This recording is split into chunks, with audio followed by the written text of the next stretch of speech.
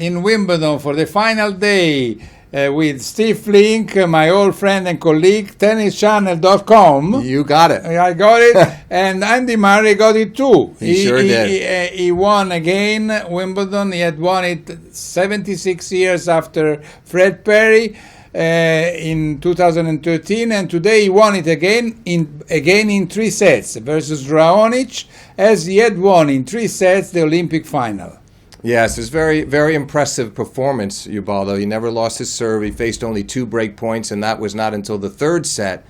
And he played 2 very solid, excellent tie breaks, you could say. So here's poor Raonic. He loses his serve once in 3 sets, but doesn't even win a set in the match. Yeah. Shows you the standard of Murray's play. Yeah, really very, very, very solid. And Murray has been solid the whole tournament, I would say, because apart from that little blackout, 2 sets lost with Tsonga when he had won the first 2, and then he finally won 6-1 in the 5th, so he was really never in great troubles. Right. I mean, he has been dominating the whole tournament, included Kyrgios, included Berdik. Yeah, no, to beat Kyrgios and Berdych in straight sets, to finish off Tsonga as cleanly as he did, 6-1 in the 5th, then to beat Raonic, who'd come off the win over Federer, and knock off Raonic in straight sets. He has a lot to be proud about, Andy Murray, and maybe you can say it was the best major he's ever played. It's hard to compare the other 2. He beat Djokovic in the other 2 finals at Wimbledon and the U.S. Open. But I would say maybe this is the best tennis he's played over the course of a fortnight in his career. Okay, maybe so. And were you disappointed by Raonic? Because, I mean, as you said, Raonic has lost only one serve. He didn't return so well. And no, I didn't like the way he returned at all, I have to tell you. Second serve returns is where I'm disappointed in him, because I noticed the same thing with Federer. He'd give himself chances, then have a second serve return that doesn't fool him. He's set up to hit it, doesn't keep it in play nearly enough. And I think that's got to change. It's one thing when somebody hits a first serve and hits their spot and it's just unreturnable. But these second serves returns should be coming back much more frequently from Raonic. I think he's going to work hard on that part of his game. Yeah, while probably Andy Murray doesn't need on that. Because only 8 aces made by Raonic, even if he was serving cannonballs all the time. And he was. And in the previous matches, Raonic was making 25, 27 aces all the time. Yes. Only against Federer, I think 13. But, I mean, today only 8. Right. No, and that's because Murray anticipates so well, and he reads these big serves, and not only does he get a racket on them, but he gets them back pretty low and makes Raonic come up with something special. And he did that time and again. I think it's frustrating. Raonic countered by mixing up his speeds and his spins, slow it down, get it to 120, build it to 140. But it was never enough to stop Murray from keeping him under pressure. And I think Murray's return to serve was one of the keys today, because he kept making Raonic work hard.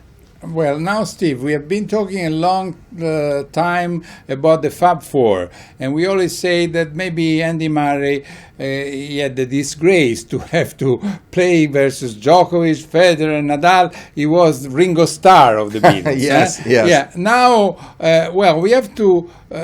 What is going to change? He and Djokovic, I think, are the top 2 players in the world. Do you believe? No doubt about it. And he had already established that, I think, before the tournament, Ubaldo, by getting to the finals of both the Australian and French Opens, losing both to Djokovic. Now, by winning the 3rd major of the year, the most important title, he even closes somewhat within striking distance in the race for number 1 for this year against Djokovic, which seemed inconceivable that anybody could do that. So now that rivalry was sharpened up. Maybe they'll meet in the finals of the U.S. Open, but Murray has put himself into the conversation, and he's distanced himself from all of the other players, including Federer, by cementing his status as number 2 in the world. Okay, I don't want to make comparison between the Beatles, the Fab Four, and the Maroons 5. But what I want to ask is, do we see a 5th player be able to get in? I mean, who do you see between, Goffin,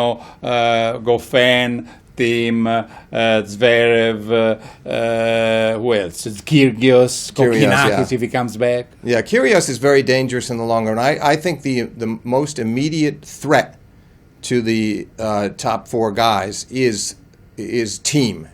Dominic Thiem, semifinalist at the French, won more matches than anybody else in 2016, and he's strong as an ox, And I think his time is going to come, and I think it's going to be next year, and I think he's going to be increasingly dangerous next year, might even threaten to win a major. So I pick Thiem among all those great young players. Okay, and I pick Steve Flink to be with me again at the US Open. Elegant as usual, with his father who will give him one tie for each different day, so you'll try to beat me as you usually do. And he'll pick the colors too, right, okay, Ubaldo? All right. So Steve, see you at the US Open, and thanks for whoever has been so patient to listen to us. Bye-bye from Wimbledon.